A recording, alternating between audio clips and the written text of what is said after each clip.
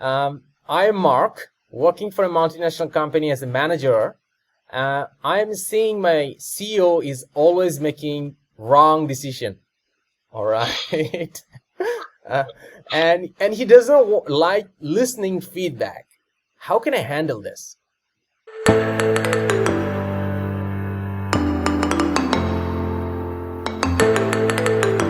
Pedro. That's a tough question. It's one of the difficult ones. First recommendation, not assume that is doing always mistakes.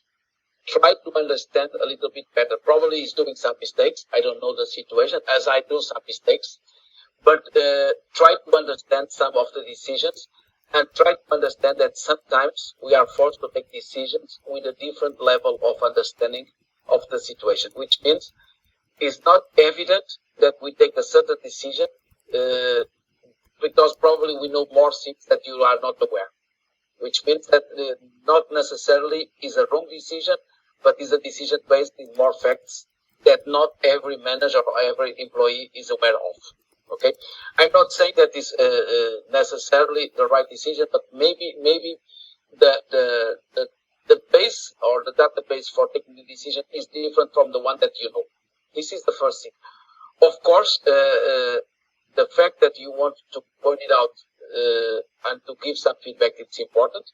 And the manager and the CEO should be able to listen and should be open to discuss. But also, if you want really to give feedback, is also about the way that you address your manager. Because what I'm saying is not necessarily easy, because it depends a little bit on the personality of the person. I don't know how it is, if it is more open or more closed. But the way that you try to give feedback is also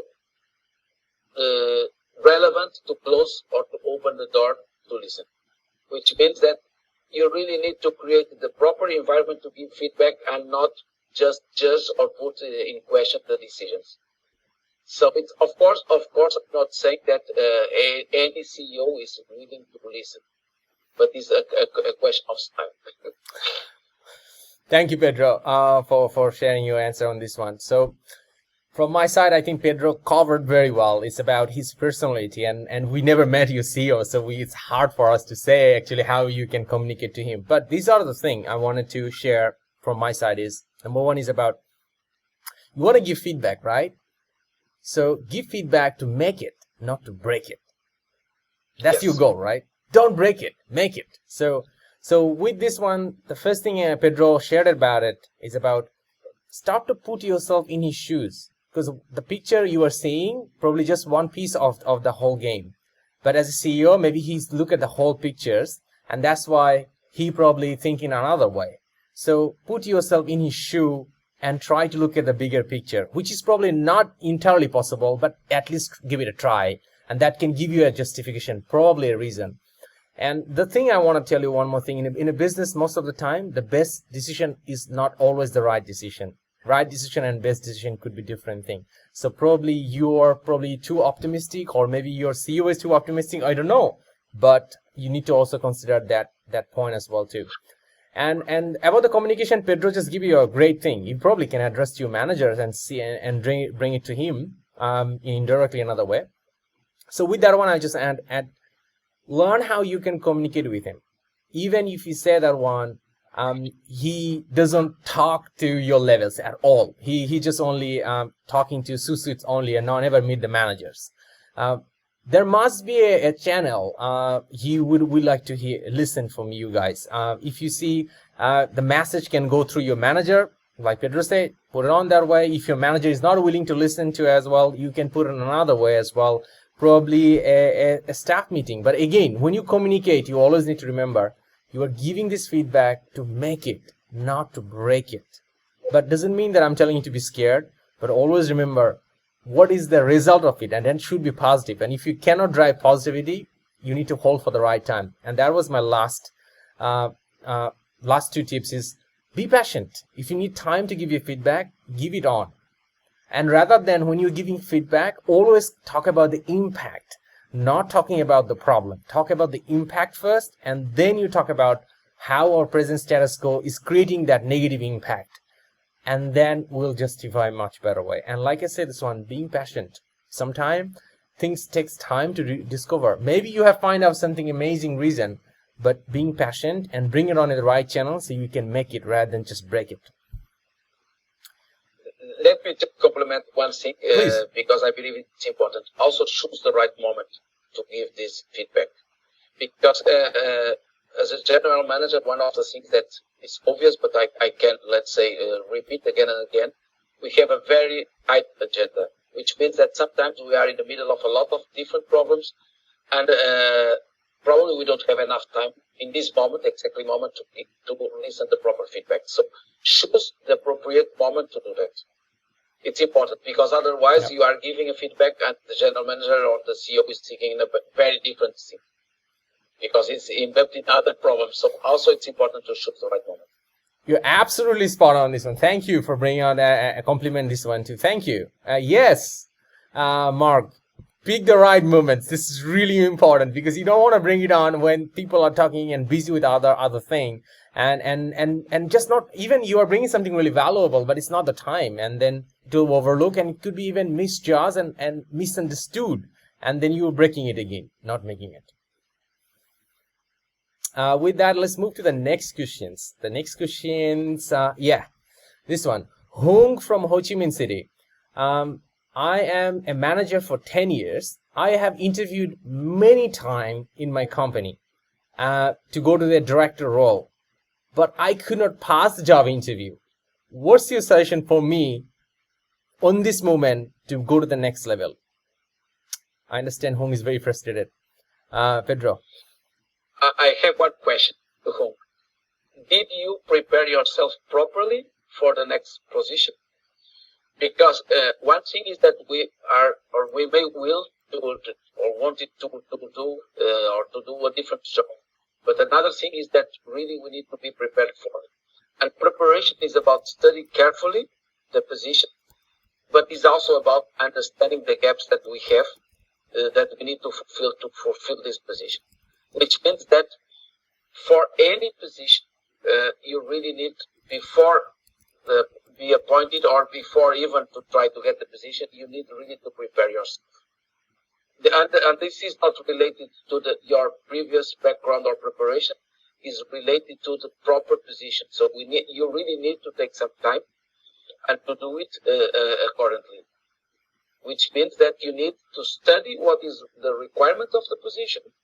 You need to prepare yourself, and you need to be in the level to be able to show that you are ready for that.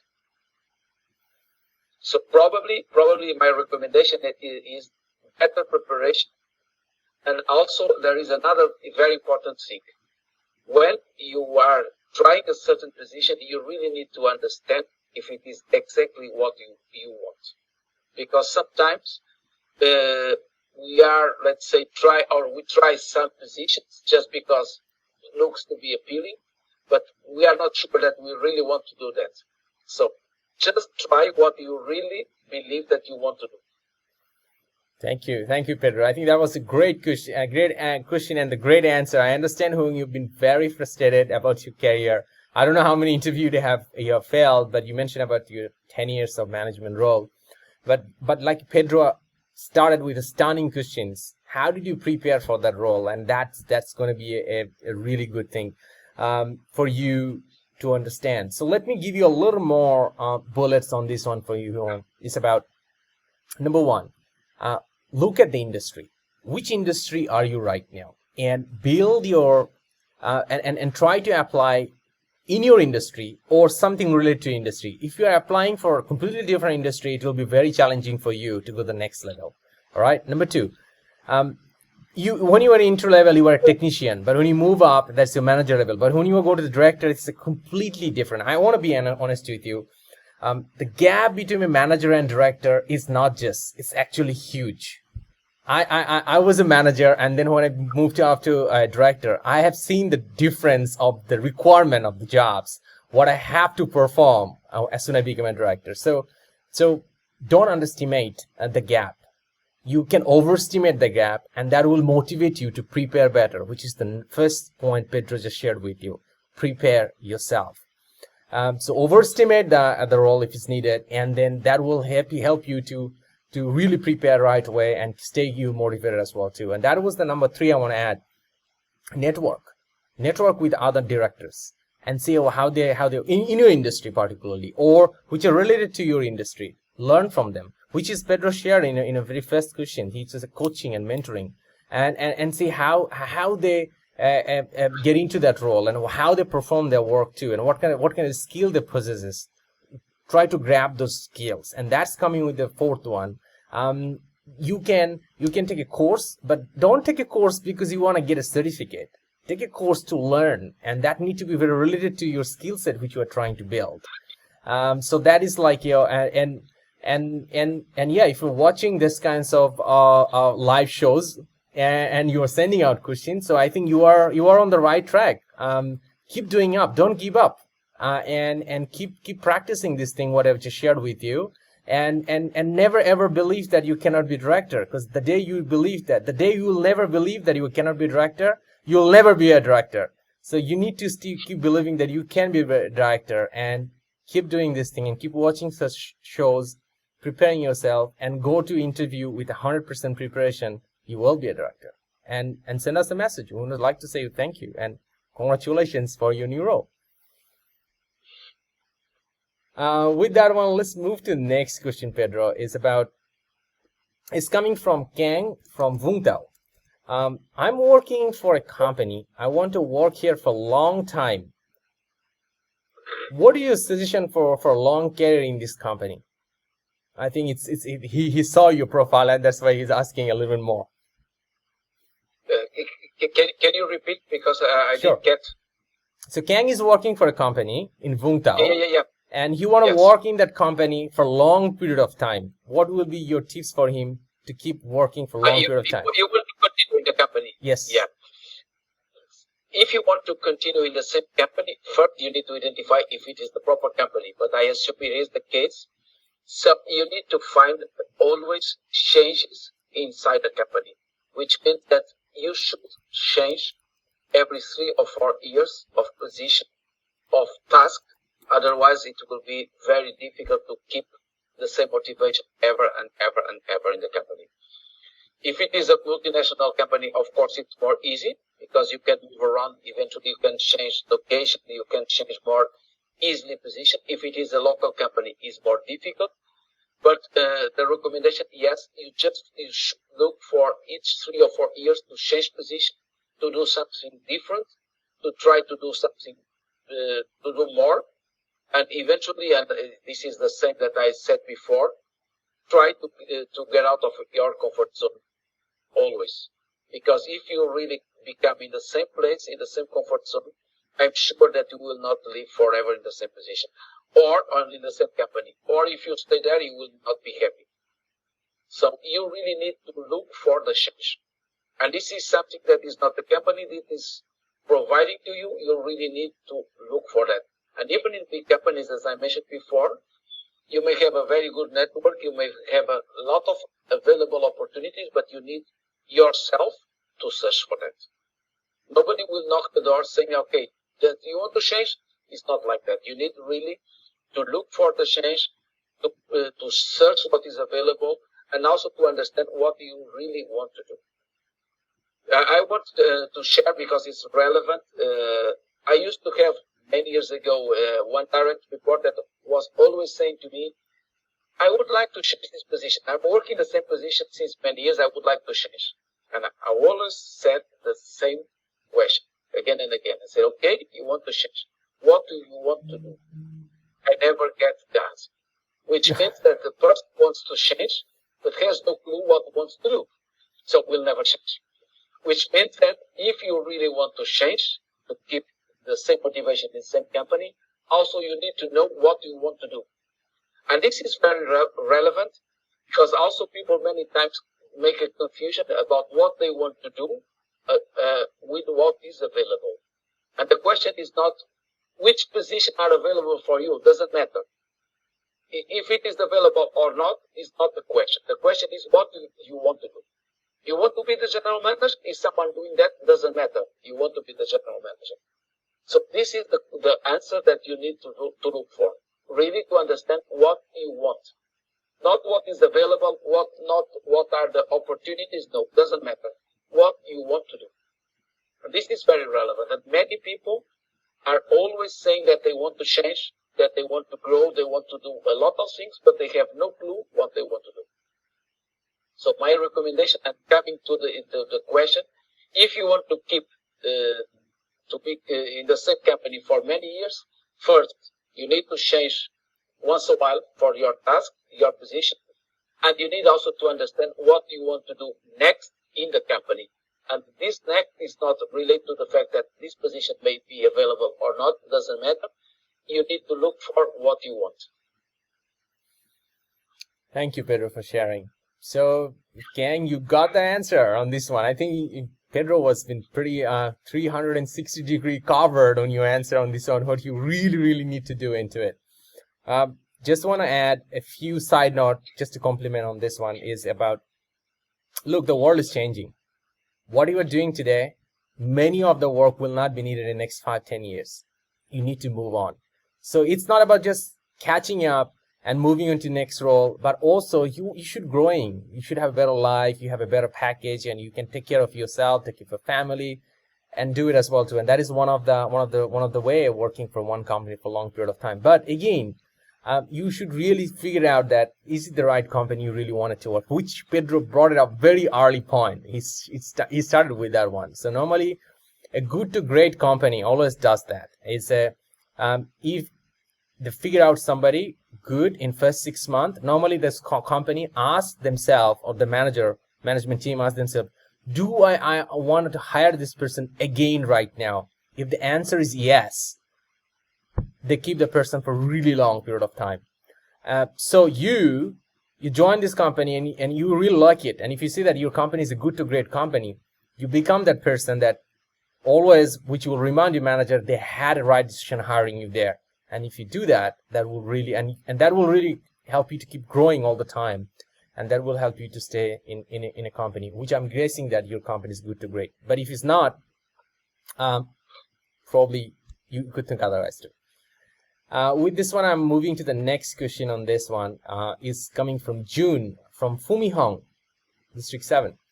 All right, this is an interesting question.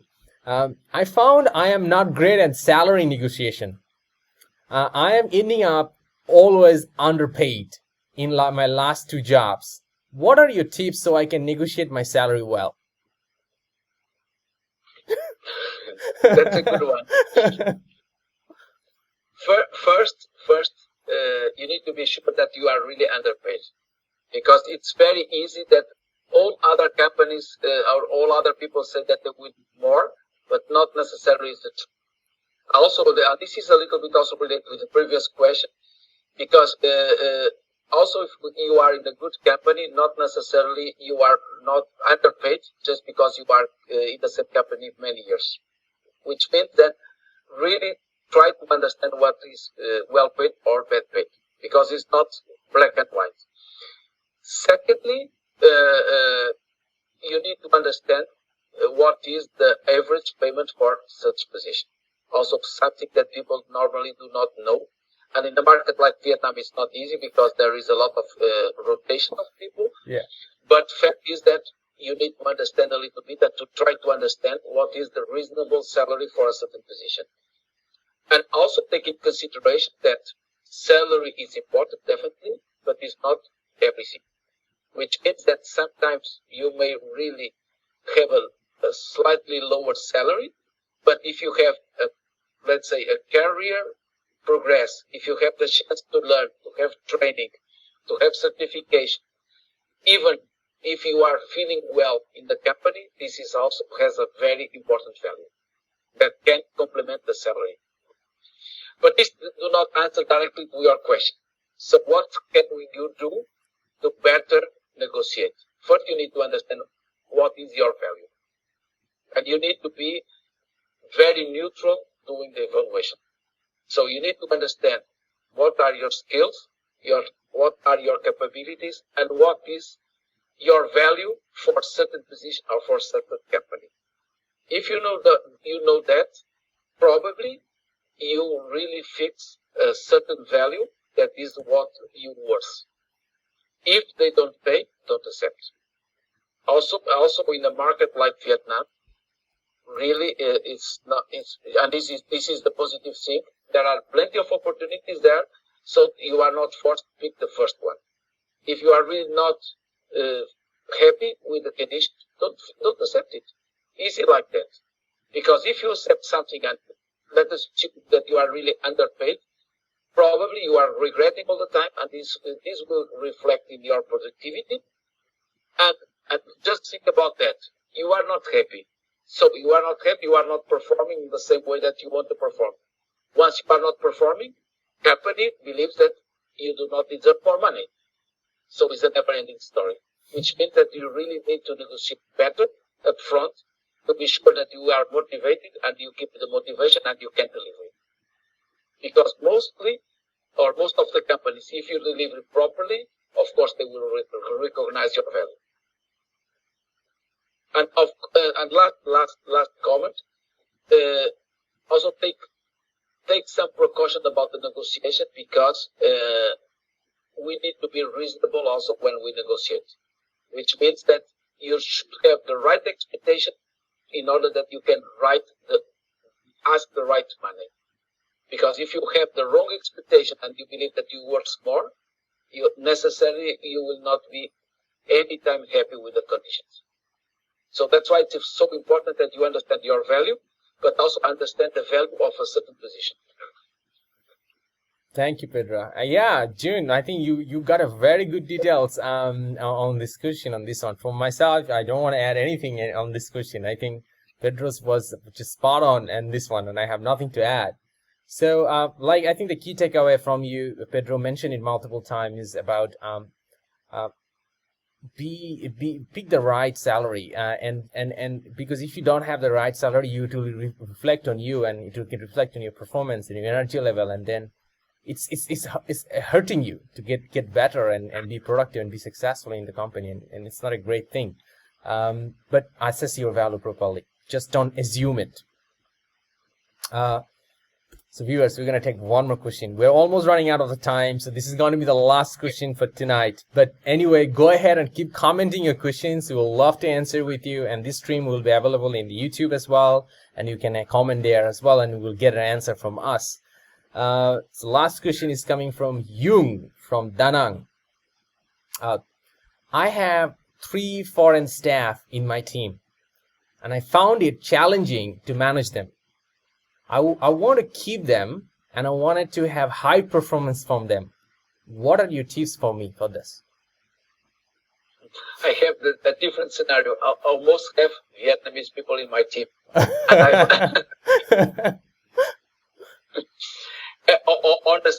Honestly, there is no pattern, because it's foreigner or local, about the way to manage. You need to take into consideration the differences in culture, definitely. Also, the expectation probably is different. But also, being a foreigner in a foreigner country, also you need to understand better what really concerns the foreigner when they are working abroad, because sometimes they have different level of expectation. And they are not talking about conditions, talking about even about the work itself. And they have, let's say, the personal life is more impacting when you are foreigner working abroad. So let's say that you need to be a little bit more tolerant with that, and try to understand if the personal part is okay. Otherwise, it will have a direct reflection in the way that they are doing the job. Which means that they are not different because they are foreigner. They are probably different because they are working in a more difficult environment for them. Also take into consideration one thing that is very relevant in Vietnam is the barrier of the language. Because Vietnamese is very difficult. And I don't know almost any foreigner that is able to talk or understand. which means that we miss a lot of things. Which means that also you should create a high level of trust in the relation. Otherwise, they may believe that they are missing something. Yeah. So my recommendation: be very careful when we interact with them. To be clear about the language, be clear about what are the message, and try a role and avoid to really have side communication in Vietnamese when they are present, because otherwise they will feel out of the team.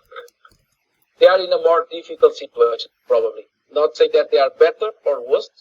I believe that in Vietnam there are a lot of good, excellent local resources too. Also, not the fact that they are foreigners, they are worse or better. They are also probably very valid. So just take in consideration that they are working in a more difficult situation than the locals. And also the expectation, probably in some of the normal things of the life, is different because cultures are different. Thank you, Pedro.